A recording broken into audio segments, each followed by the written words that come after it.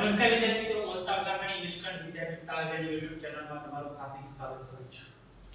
વિદ્યાર્થી મિત્રો, લાસ્ટ લેક્ચરની અંદર કેમિકલ બોન્ડિંગમાં આપણે અબંધકારક ઇલેક્ટ્રોન યુગ્મ જો હાજર હોય તો અણુ અથવા આયનની અંદર તો એના ભૌમિતિક આકારની સમજૂતી મેળવી.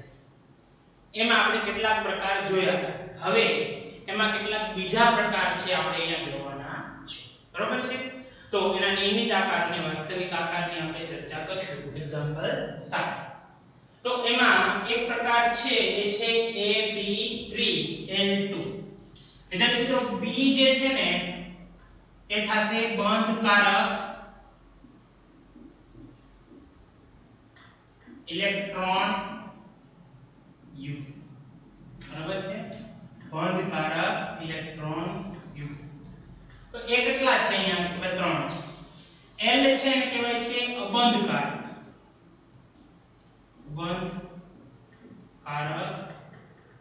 ઇલેક્ટ્રોન યુગ્મ.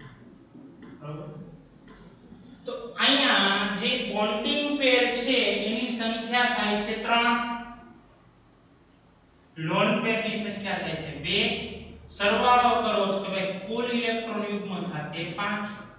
મિત્રો યાદ કરો, 5 ઇલેક્ટ્રોન યુગ્મ હોય તો એ અણુનો આકાર થવો કેવો જોઈએ? કે ભાઈ એ અણુનો આકાર જે છે નિયમિત આકાર.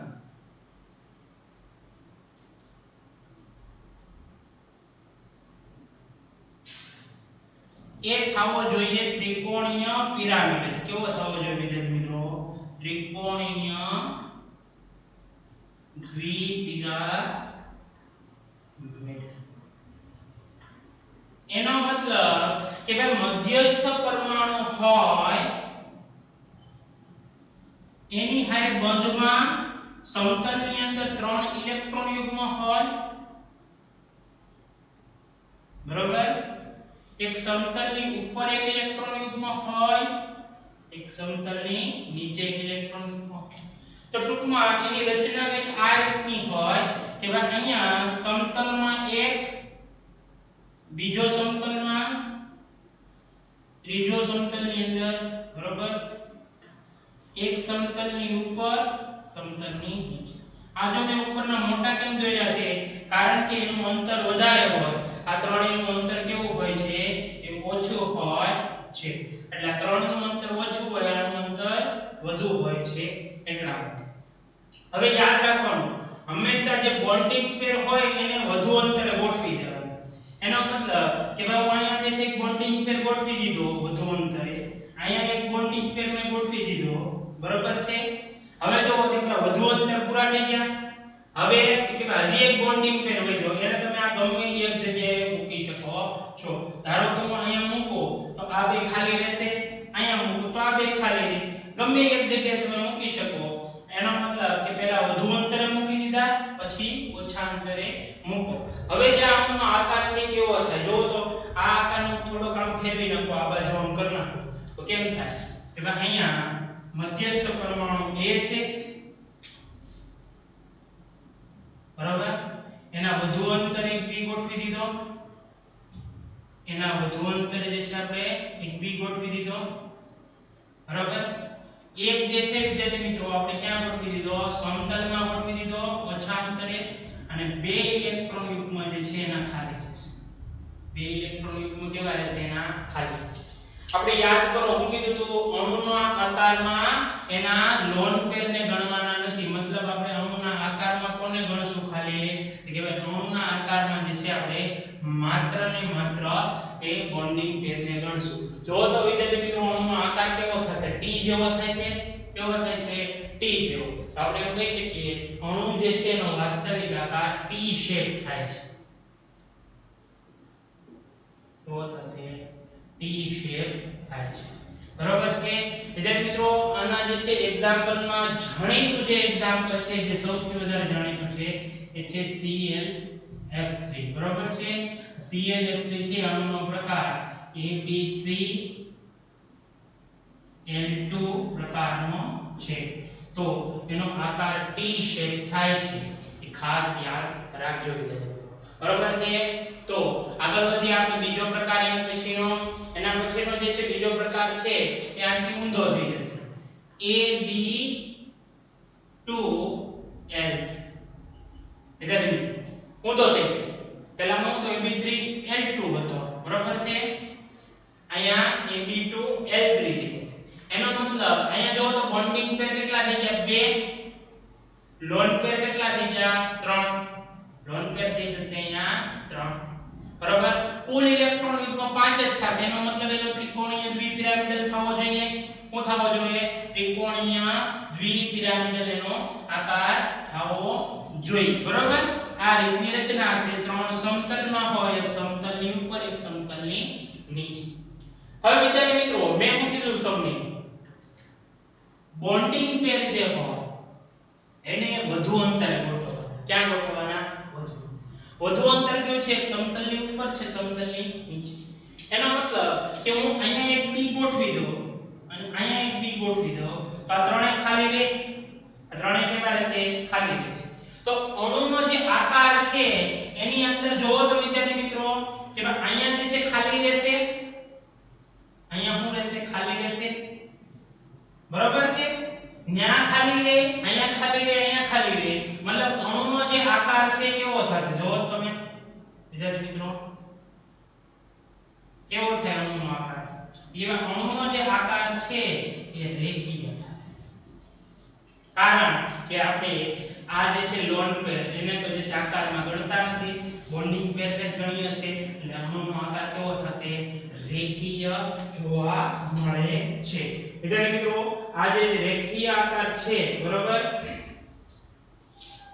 લખી નાખીએ રેખીય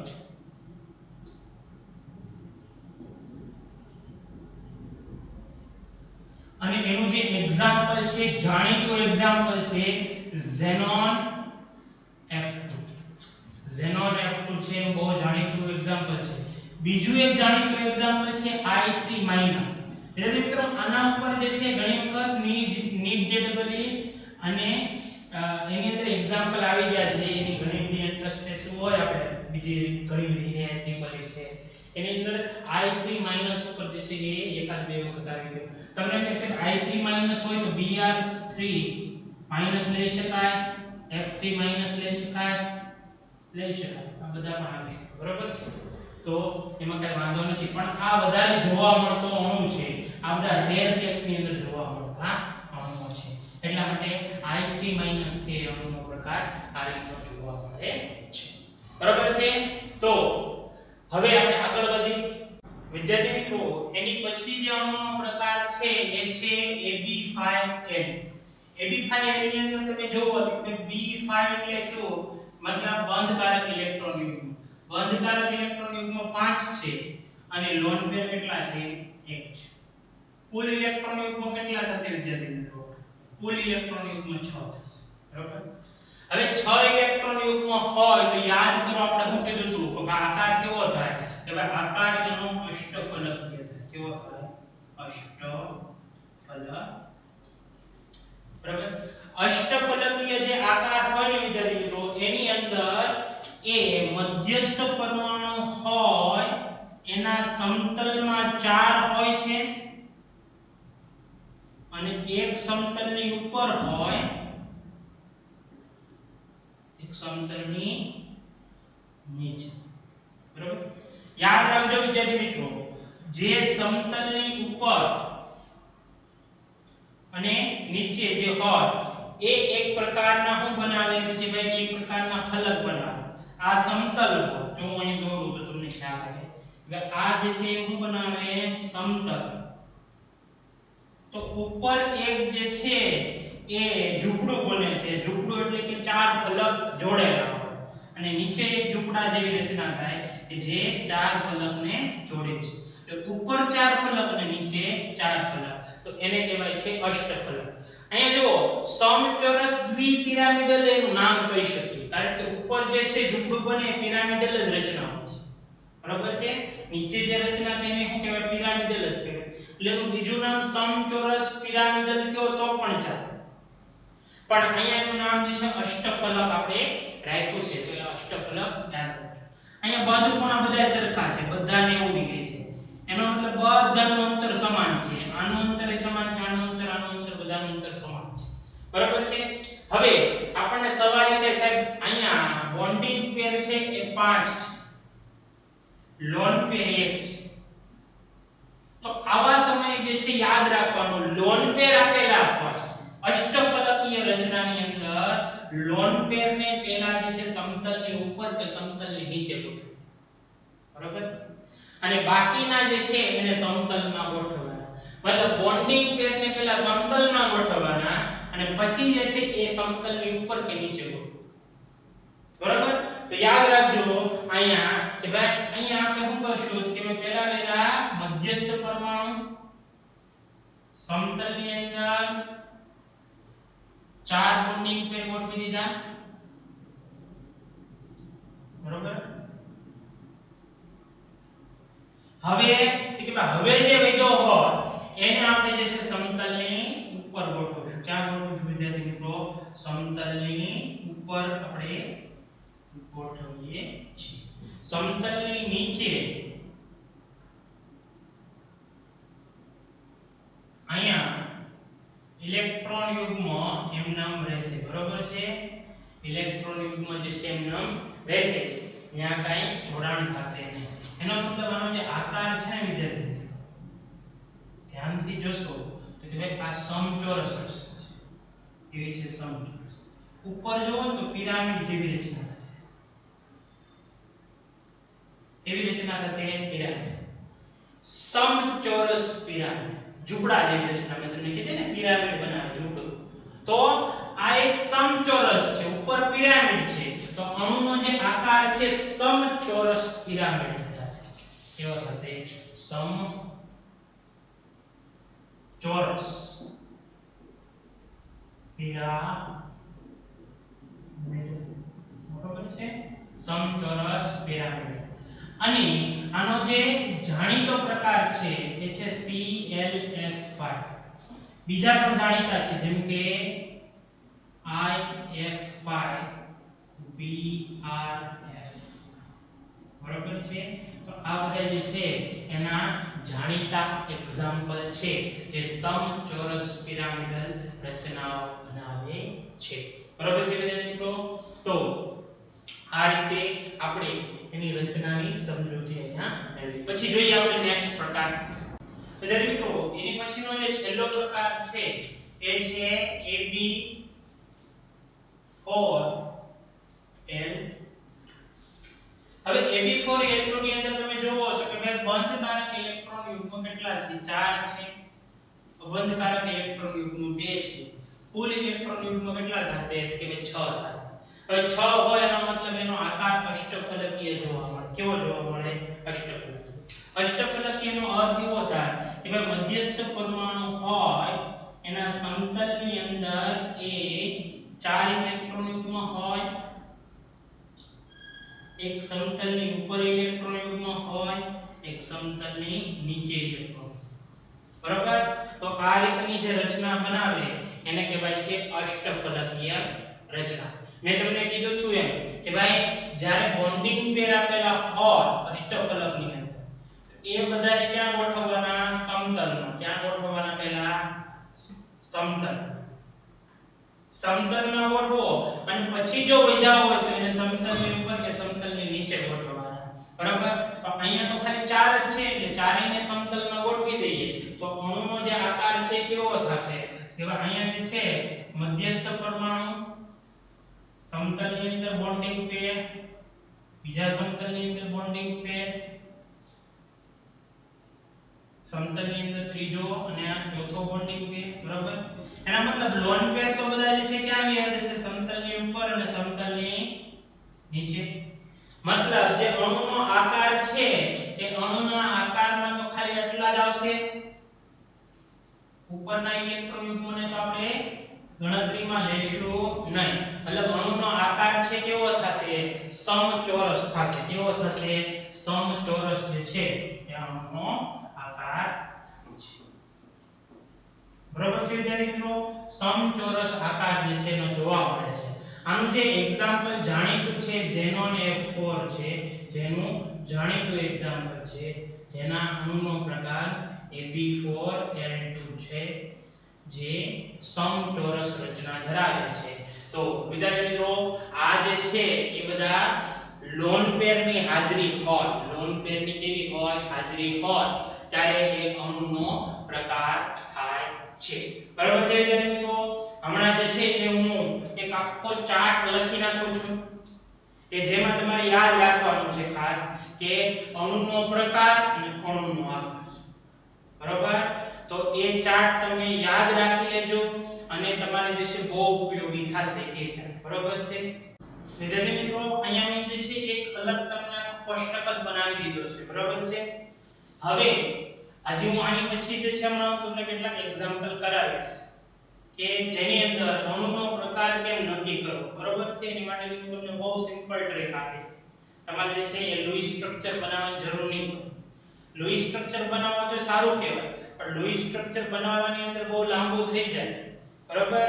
બહુ લાંબુ થઈ જાય અને ટાઈમ પીઓ જાય, કારણ કે કોમ્પિટિટિવ એક્ઝામની તૈયારી કરતા હોય એમાં ટાઈમ મહત્વનો હોય. નીટ જેડબલઈ ની તૈયારી કરો એમાં ટાઈમનું ઇમ્પોર્ટન્સ વધારે હોય.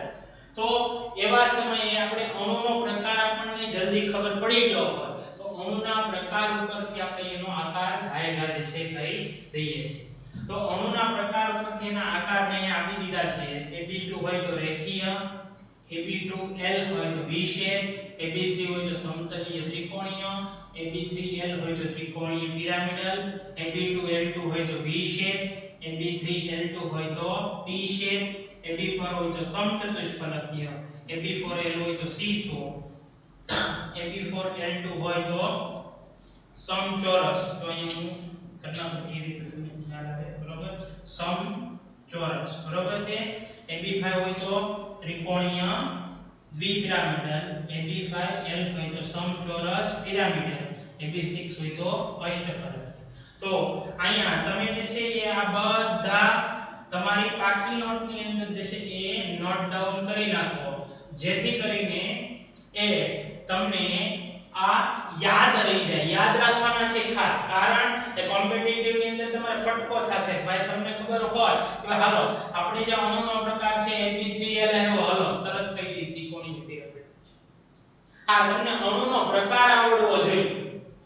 અણુનો પ્રકાર ખબર હોય તો તમે કહી શકો. તો પછી મેં તમને ઓલામાં એક્ઝામ્પલ બધામાં આપ્યા થાય, બધા ગોખવાની જરૂર નહીં પડે.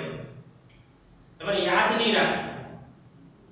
કોમ્પિટિટિવ ની અંદર જે છે તમને એમ કહેશે એટલું બધું યાદ કેમ રાખવું પડે?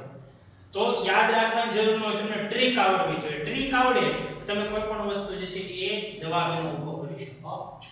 પહેલા આ નોટ ડાઉન કરના, પછી હું તમને અણુનો પ્રકાર કેમ નક્કી કરવો એ આખી રીત શીખવાડું. બરાબર છે? ચાલો વિદ્યાર્થી મિત્રો, ખૂબ અગત્યનો ટોપિક ખરેખર જે છે આ ટોપિક હું તો આપણા પાઠ્યપુસ્તકમાં એનસીઈઆરટી માં અવકાશ છે. મેં તમને બીએસસીપીઆર કરાવ્યું, એની અંદર ઘણા બધા પ્રકાર છે જે ટેક્સ્ટ બુકમાં નથી, છતાં તમને કરાવ્યા. એનું કારણ એ છે કે ભાઈ આ જે ચેપ્ટર છે માત્ર એનસીઈઆરટી પૂરતું સીમિત નથી. એ કોઈ પણ કોમ્પિટિટિવ એક્ઝામ તમે દેવા જશો એની અંદર કેમિકલ બોન્ડિંગનો ફાળો ખૂબ જ વધારે છે. આ ચેપ્ટરને જેટલું વધારે સિરિયસલી લેશો એટલું તમારે કેમેસ્ટ્રીની અંદર ફાયદો થશે. બરાબર છે? તો અહીંયા આ જે ટોપિક છે તમારી ટેક્સ્ટ બુકમાં નથી, પણ હું તમને અહીંયા અલગથી કરાવું છું, જેથી કરીને તમને પ્રેક્ટિસ પડે તમને અને તમારું જે કેમેસ્ટ્રી છે બહુ સરળ થાય. બરાબર છે? તમારે આસાનીથી તમે એને કેચઅપ કરી શકો. હવે અણુનો પ્રકાર નક્કી કરવા માટેની એક રીત છે. બરાબર? એમાં શું હોય કે ભાઈ એમાં તમારે જે છે ત્રણ વસ્તુ ગણવાની થશે કે ભાઈ કુલ ઇલેક્ટ્રોન યુગ્મો ની ગણતરી કરવી. આ પહેલો ટોપિક.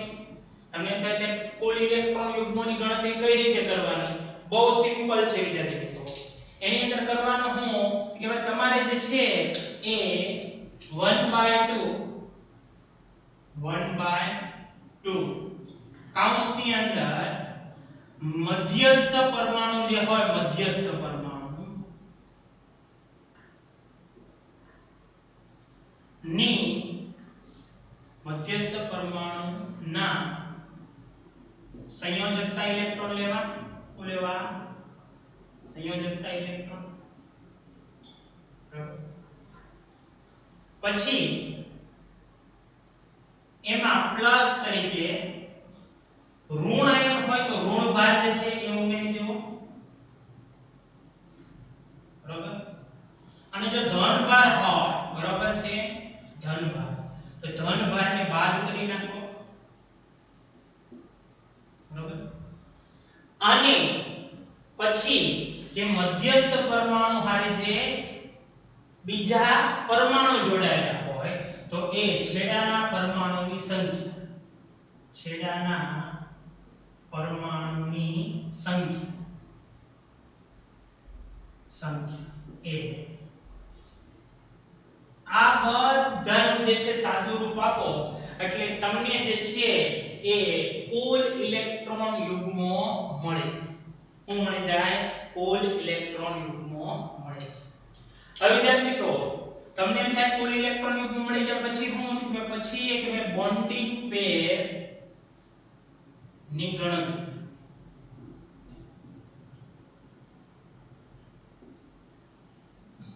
બોન્ડિંગ પેર ની ગણતરી એટલે કાઈ નહીં બીજું, બરોબર છે કે ભાઈ જેટલા છેડાના પરમાણુ જોડાયેલા હોય એટલા એ મધ્યસ્થ પરમાણુ હારે બોન્ડિંગ ની સંખ્યા. તો અહીંયા આપણે લખી શકીએ કે ભાઈ મધ્યસ્થ પરમાણુ હારે જોડાયેલા, મધ્યસ્થ પરમાણુ સાથે જોડાયેલા બીજા પરમાણુની સંખ્યા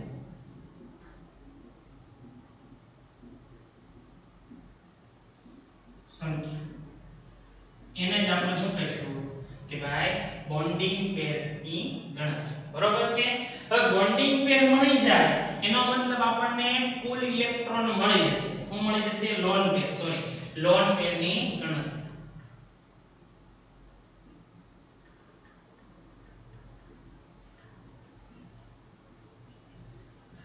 હવે સ્વાભાવિક છે આપણને કુલ ઇલેક્ટ્રોન યુગ્મો ખબર છે, એમાં બોન્ડિંગ પેર ખબર છે, લોન પેર જે છે એ આપણને મળી જશે. તો લોન પેર કઈ રીતે મળે? એટલે લોન પેર બરાબર કુલ ઇલેક્ટ્રોન યુગ્મ માઈનસ બોન્ડિંગ પેર, બરોબર છે. તો આ જે છે એનો ઉપયોગ કરી અને આપણે જે છે એ અણુનો પ્રકાર નક્કી કરી શકીએ છીએ. એક્ઝામ્પલની રીતે જે છે આપણે વાત કરીએ વિદ્યાર્થી મિત્રો, બરોબર છે. એક્ઝામ્પલની રીતે હું અહીંયા તમને એમ કહું કે ભાઈ ClF3 આ અણુ છે એનો આપણે શું ગણવાનો છે કે ભાઈ અણુનો પ્રકાર ગણવાનો છે. અણુનો પ્રકાર ગણશું એટલે આકાર આપણને ખબર પડી જશે, બરોબર. હવે તમે જુઓ કે ભાઈ આમાં પહેલું સ્ટેપ છે, સ્ટેપ 1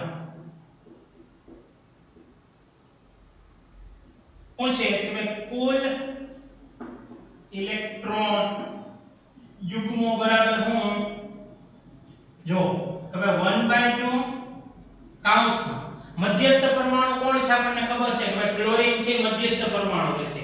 હવે ક્લોરીનની સંયોજકતા કક્ષામાં 7 ઇલેક્ટ્રોન હોય. કેટલા હોય? 7. કારણ પરમાણુ ક્રમાંક 17 2 8 7 છે એની બાહ્ય કક્ષાના ઇલેક્ટ્રોન છે એટલે 7 સંયોજકતા ઇલેક્ટ્રોન. ઉપર કોઈ વીજભાર છે નથી હાલ, બરોબર. હવે એની હારે કેટલા પરમાણુ જોડાણા? 3, બરોબર. એટલે 7 ને 3 10, 10 ના છેદમાં 2 એટલે કે 5 ઇલેક્ટ્રોન યુગ્મ થશે. કુલ કેટલા ઇલેક્ટ્રોન યુગ્મ થયા? 5. Step 1, step 2.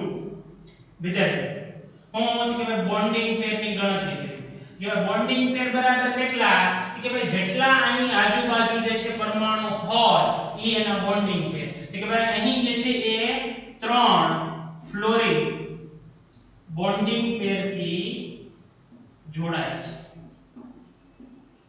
એટલે કુલ જે છે એ 3 બોન્ડિંગ પેર જોવા મળે છે. સ્ટેપ 3 બરાબર લોન પેર ની ગણતરી. લોન પેર એટલે હું કુલ ઇલેક્ટ્રોન યુગ્મ માઈનસ બોન્ડિંગ પેર જો તો કુલ ઇલેક્ટ્રોન યુગ્મ કેટલા છે 5 છે, બોન્ડિંગ પેર કેટલા છે 3 છે, એટલે કે 5 3 એટલે કે લોન પેર થઈ જશે 2. આપણને બોન્ડિંગ પેર ખબર પડી ગયો, લોન પેર ખબર પડી ગયા, તો અણુનો જે પ્રકાર છે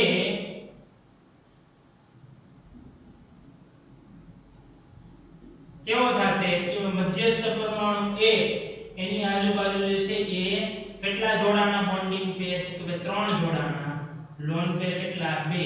અણુનો પ્રકાર જે છે AB3L2 થાય છે. અને આકાર હવે કઈ ગયો તો શું થઈ જાય? હાલો હવે આકાર તો ખબર પડી ગયો છે, ટી શેપ કહેવાય. શું કહેવાય? T shape.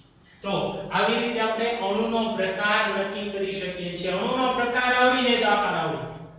બરોબર છે? તો આ રીતે આપણે અણુના પ્રકાર નક્કી કરી શકીએ છીએ. ચાલો હજી એક એક્ઝામ્પલ કરીએ એટલે તમને જે છે વધારે થોડો આઈડિયા આવે. NH2- NH2 બરોબર.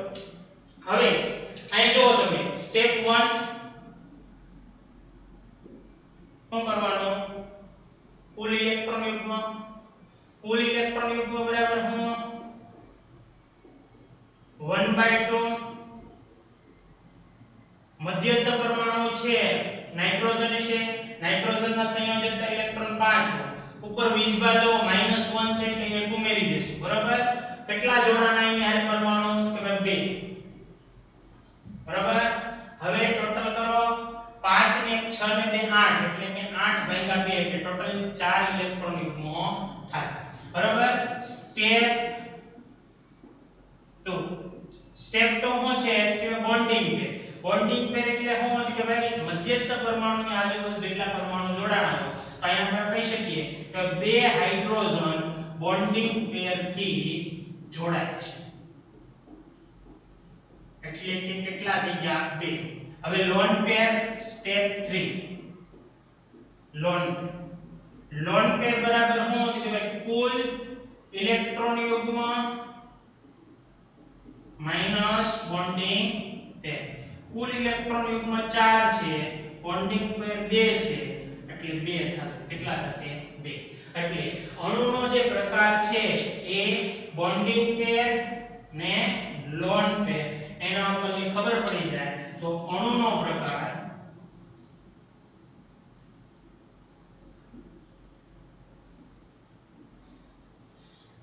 AB2L2 છે, જેનો આકાર તમને ખ્યાલ હશે કેવો હતો? V શેપ હતો ને. કેવો હતો? V શેપ આકાર હતો. બરાબર છે. તો વિદ્યાર્થી મિત્રો અહીંયા મેં તમને અણુનો પ્રકાર, અણુનો આકાર એ જે છે એ શીખવાડ્યો છે. બરાબર છે. તો આજનો લેક્ચર આપણે અહીંયા સુધી રાખીએ અને તમારા સ્વાધ્યાયની અંદર જેટલા પણ એક્ઝામ્પલ આપ્યા છે બરાબર છે કે જે અણુના આકાર તમને પૂછ્યા એ બધા તમારે સોલ્વ કરી નાખવાના છે. એ તમારું હોમવર્ક છે. અણુના પ્રકાર નક્કી કરો એવો આપ્યો છે સ્વાધ્યાય. તો એની અંદર તમારે પહેલું જે છે કરવાનું છે કે અણુનો પ્રકાર નક્કી કરવાનો. પ્રકાર ખબર પડશે તો આકાર તમે ઓલા કોષ્ટકમાંથી જોઈને કહી દેશો. બરાબર છે. તો આ રીતે જે છે આપણે એ નક્કી કરી શકીએ છીએ. નોટ ડાઉન કરો આજનો લેક્ચર અહીંયા સુધી. Thank you.